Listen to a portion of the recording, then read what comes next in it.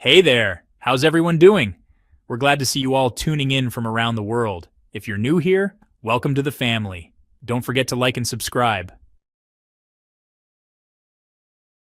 Panic in Washington. The Houthis almost shot down an F-35 using homemade missile launchers. One of Yemen's most dangerous weapon systems forced former President Trump to call off military operations in the Red Sea after a stealth F-35 barely escaped being hit by a Yemeni missile. Using old Soviet-era radars dating back to the 1970s, the Houthis managed to shoot down over 30 American MQ drones and even brought down 2 F-18 fighter jets. So what's the story behind these missiles that pushed Trump to back off from launching a full-on military campaign in Yemen? We're about to uncover some crazy details in this episode, so stay with us. This incident shook the U.S. military community like an earthquake. According to a report by the New York Times, a fifth-generation American F-35 barely escaped being hit by a heat-seeking missile fired by the Houthis. The plane was taking part in Operation Rough Rider and had to perform a sharp evasive maneuver to dodge the missile. This raised serious questions about the F-35's survivability in combat zones and, honestly, highlighted just how effective these supposedly primitive Houthi air defenses have become. Military analyst Gregory Brew wrote on X, which used to be called Twitter, that several American jets, including F-16S and F-35S, came dangerously close to being hit by Houthi missiles. That makes the possibility of United States casualties very real. Since Trump took office, the Houthis managed to shoot down 7 MQ-9 Reaper drones, and each one costs around $30 million. This seriously weakened United States Central Command's ability to track and strike Houthi targets. According to the National Interest, the near hit on an F-35 with a Houthi missile raises broader questions about the future of air warfare between global powers. If a rebel group like the Houthis can disrupt United States air operations in Yemen, how can Washington expect to operate in airspace guarded by more advanced defense systems, like Iran's? Even though the F-35 has a very low radar signature, it was still vulnerable to old Soviet missiles. This, honestly, puts the whole performance of the United States air fleet into question when facing modern air defenses. The article concludes by saying that, tech superiority and expensive weapons don't actually guarantee air dominance.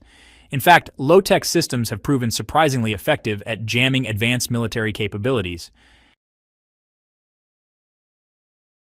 A primitive dome and, honestly, an unexpected win.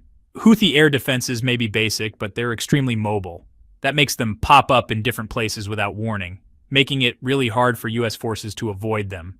What's even more concerning is just how difficult it is for America's high-tech sensors to detect such simple systems early enough. The War Zone reports that many of these missiles are improvised and unpredictable in how they operate or target. They often use non-traditional passive heat sensors. There's also belief that the Houthis now have access to some Iranian air defense systems, forming a kind of primitive iron dome. Old Soviet air-to-air missiles, like the R-27T and R-73E, which, by the way, were originally meant to be fired from jets. The Houthis managed to modify them into surface-to-air missiles, or SAMs, launching them from mobile ground platforms. These makeshift launchers are small, hard to detect, and use infrared guidance. They're fire-and-forget missiles with speeds up to Mach 4 and warheads weighing 39 kilograms. This hybrid system is now called the Thaqib and has actually taken down several U.S. drones.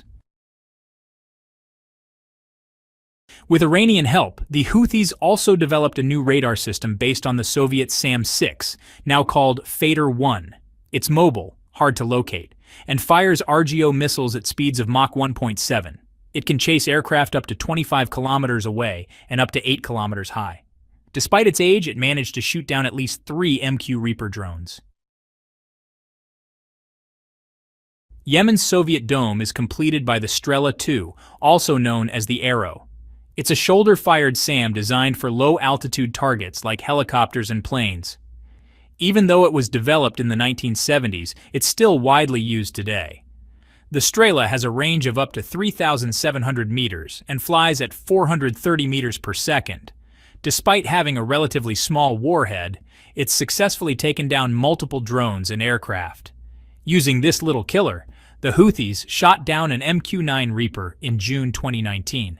That surprised the U.S. Central Command, especially since the drone was flying higher than the missile's usual engagement range, meaning the Yemenis had likely upgraded the system with Iranian support. Finally, there's the Sayyad system, the backbone of Houthi air defense. It includes 3 medium-range missiles, Sayyad 1, Sayyad 2, and Sayyad 3. Sayyad 1 is the Iranian version of the Chinese HQ-2 and comes with a 200-kilogram warhead and a flight speed of Mach 1.2. Sayyad 2 uses solid fuel and a 195-kilogram warhead, and it's based on the US-made RIM-66 missile. Sayyad 3 is the deadliest. It has triple guidance systems, active radar, semi-active radar, and infrared.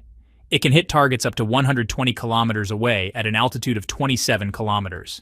All these are linked to an Iranian-made radar that allows the Houthis to track US and allied aircraft, decrypt signals, and display precise location, altitude, direction, and speed within a 250-kilometer radius. So, dear viewer, what do you think? Can Yemen's low-tech Iron Dome actually bring down American or